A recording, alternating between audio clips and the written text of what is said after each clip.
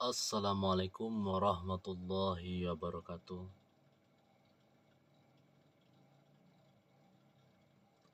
Oke, dan sana ajo dimanapun berado, pasobok balik sama ajo di channel Ibrahim Jambak Bisati. Salam ajo, salam piamani. Sobai ajo dimanapun berado, baik nan di rantau ataupun nan di kampung. Semoga selalu dalam lindungan Allah Subhanahu wa Ta'ala, diberkahi umur, disehatkan badan, usaha dilancarkan oleh Allah Subhanahu wa Ta'ala, apalagi pada saat penyakit COVID-19 atau bahasa kita ni COVID-19 melanda negeri kita. Semoga Allah memberi kita kekuatan untuk semangat. Semoga Allah memberi kita kekuatan untuk berjuang. Semoga Allah jauhkan kita dari sifat putus asa.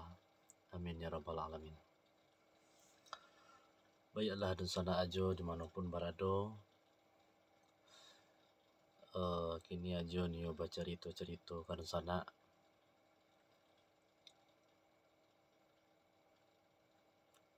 Cerita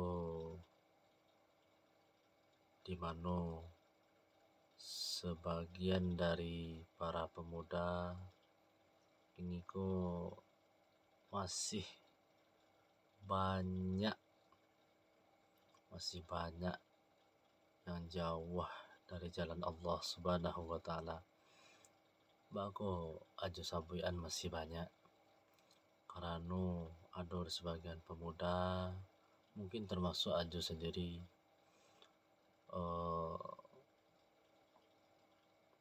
kadang-kadang lebih banyak keadaan hati gelisah daripada mendapat ketenangan jiwa.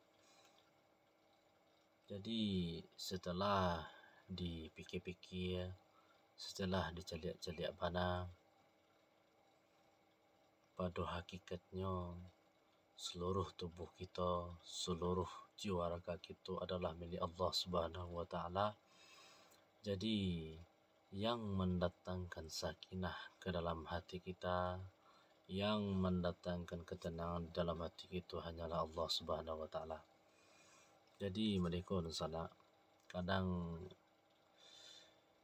tanpa kita sadari, tiba kita di masa kita merasa sepi gitu, merasa tidak tenang gitu, pikiran bercabang gitu kan. Padahal Allah lah kasih kesehatan, Allah lah kasih rezeki, tapi hati kita masih gelisah, tak menentu, banyak pikiran, entah apa-apa, saya nak bikin pokoknya nak tenang begitu. Jadi solusi terbaik dari apa yang dirasuan umumnya para pemuda atau rasuan tu, termasuk ajo merasa kadang tidak tenang gitu, pokoknya gelisah aja gitu, entah pengen apa gitu kan. Jadi setelah didengar-dengar ceramah dari guru-guru, baik ke surau mendengar kaji, rupanya di sana ternyata hati kita jauh dari Allah, jauh mana dari sang pemberi ketenangan jiwa. Ba ketenang awak ada, misal dari non wajib aja dulu, contohnya model sholat atau baca Al-Quran misalnya, atau berkata yang baik atau diam, itu masih banyak yang lalai tentang yang wajib itu. Sedangkan hukum untuk meninggalkan perintah wajib dari Allah adalah kita otomatis, kalau kita meninggalkan perintah Allah yang wajib itu, otomatis kita durhaka kepada Allah, fasik, pendurhaka. Kita tahu tu berdosa, tapi kita tahu, maaf di sana, kita tahu kalau kita tinggalan suruhan Allah tuh kita bersu, tapi masih saja kita tinggal, berarti kita fasik, durhaka kepada Allah Subhanahu wa taala pencipta dari kita kok. Jadi dusana ambo kasadonyo, khususnya para pemuda dan sibuk, sebagian mencari dunia gitu, sebagian beranggapan seolah-olah dunia kau lah yang memberi ketenangan, padahal tidak gitu. Yang memberi ketenangan adalah sang pemilik dunia, Allah Subhanahu wa taala. Misal ini kita dalam keadaan tidak tenang, karena mas lima perintah dan suruh Allah dan wajib dan kita lalain gitu. Misal dari sholat, apakah Allah tapi sholat di muka tuawa, apalagi dibayar zakat awak, apalagi puasa di bulan Ramadan, puasa dengan berusaha untuk sempurna. Kalau kita belum mampu haji, yo tidak wajib kan, kalau mampu wajib haji. Puasa, zakat, sholat, syahadat, pokoknya dari rukun Islam dan lima tu lahkah kita berusaha untuk melaksanakan kewajiban kita. Sebagian kita kan masih ada bolong-bolong sholat 5 waktu gitu kan. Jadi secara tidak sadar itulah nanam buat hati itu gelisah gitu. Padahal dosa nak indahna sholat 5 waktu awak, Allah Subhanahu wa taala tetap Allah tidak akan turun derajatnya dah. Rajinnya kita sembahyang 5 waktu, rajinnya kita ibadah, dan Allah tetap Rabbul Arsyil Azim, tetap Tuhan yang maha tinggi. Nak akan ayat pangke Allah dah. Allah tetaplah Allah. Allah Rabbul Arsyil Azim, Tuhan yang maha tinggi. Tai umat manusia ada dia kesadoi. Ada untuknya untuk Allah dah. Maksiat umat manusia ada dunia kesadonya. Nak ada rugi di Allah dah. Jadi perintah Allah tu, perintah yang Allah wajibkan untuk awak tu pasti untuk kebaikan awak juga gitu.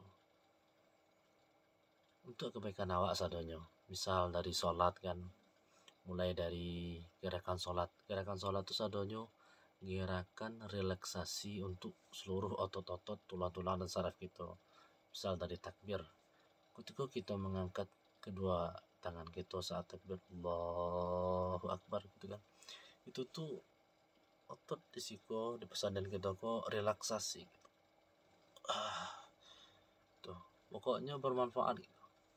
Sehat pesanan kita ketika kita bersedekap,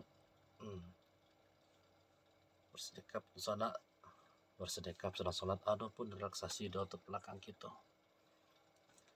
Ketika kita sedang ruku, darah tubuh kita kok mengalir ke otak. Perlu kita ketahui di sana,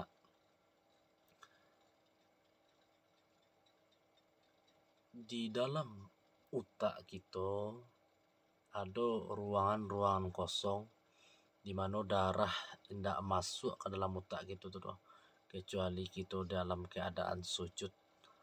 Jadi umat Islam yang sujud dengan teratur di waktu yang tepat, di waktu tu sana di waktu yang tepat, arti mana kau sholat tepat waktu gitu, tidak lalai gitu dari waktu tu. 5 kali sehari semalam kita sujud kepada Allah, maka ruang-ruang yang kosong tu dipenuhi oleh darah-darah segar. Makanya kita terhindar dari penyakit Alzheimer, penyakit pelupa. Jadi orang yang sering pelupa tu sana orang yang sering melalaikan sholat, yang sering meninggalkan sholat, aku itu karena udah ruang-ruang kosong di dalam otak tu tidak terisi oleh darah bersih doh gitu. Jadi di sana kewajiban yang Allah suruh kita tu ada manfaatnya untuk kita. Di samping sakinah, ketenangan hati, ada manfaatnya untuk kesehatan tubuh kita. Allah tu maha pengasih ke hambanya. Kewajiban dan Allah suruh untuk kita adalah untuk kebaikan kita sendiri. Jadi di sana ambo dimanapun berada, dilahia tampak seolah-olah ajo, seolah-olah magih kaji gitu. Sebenarnya tidak. Kau nasihat untuk diri aja sendiri, di mana kadang-kadang aja merasa tidak tenang gitu, merasa gelisah gitu. Setelah dipikir benar, rupanya masih banyak kelalaian dari yang disuruh Allah Subhanahu wa taala. Dan sholat di muka tu yang kita kerajuan sehari semalam banyak manfaatnya. Di samping untuk kesehatan kita, itu pun ungkapan rasa syukur kita kepada Allah Subhanahu wa taala. Contohnya sholat subuh 2 rakaat, sholat subuh 2 rakaat, sholat zuhur 4 rakaat, sholat asyar 4 rakaat, sholat maghrib 3 rakaat, sholat isya 4 rakaat. Manfaatnya banyak di sana. Dan saingi aja ceramah guru-guru di surau, mangkonyo sholat subuh dikerajukan 2 rakaat. Fadilahnya untuk kita di sana. Di dalam hidup di dunia kok ada siang dan malam. Jadi kita kalau mengerajuan sholat subuh, Allah ampunkan dosa kita dan kita kerajuan siang, Allah ampunkan dosa kita dan kita kerajuan malam. Seterusnya sholat asyar, sholat zuhur 4 rakaat, sholat asyar 4 rakaat. Fadilahnya dan sada naraku dan kadang-kadang tu setahu aja ada 8 tingkatan naraku. Paling tinggi neraka jahanam. Kalau kita sholat zuhur dan asyar, Allah tutup serapi-rapi pintu neraka dan selapan turun sada. Arti mana ko yo kaserugu lah kita masuknya, ditutup dah Allah pintu neraka dan selapan tu. Selanjutnya sholat maghrib 3 rakaat dan sholat isya 4 rakaat. Jumlah surga jumlah surga dan kadang-kadang tu sana saingi aja 7 tingkat. Yang paling tinggi surga Firdaus. Semoga Allah Subhanahu wa taala menempatkan kita di surga Firdaus. Amin amin. Sekurang-kurangnya kita lah masuk surga di sana gitu. Masuk surga gitu, ndak diguling-gulingan gitu ke dalam neraka ni ada gitu. Jadi ketika kita melaksanakan sholat maghrib dan isya kan 7 rakaat tu. Surga kan ada 7 tingkat. Paling tinggi tingkatnya surga Firdaus. Maka Allah buka pintu surga yang 7 tu. Allah buka untuk kita. Oke, di sana aja. Mudah-mudahan bermanfaat apa dan aja sampai tadi. Iko istilahnya ko curhat-curhat ya. Semoga bermanfaat untuk di sana dimanapun berada, terutama untuk diri aja sendiri. Salah dan khilaf aja minta maaf, salah ke manusia minta maaf, salah ke Tuhan minta ampun. Astaghfirullahalazim. Sobat aja dimanapun berada, semoga Allah selalu melindungi kita. Salam aja, salam biamani. Assalamualaikum warahmatullahi wabarakatuh.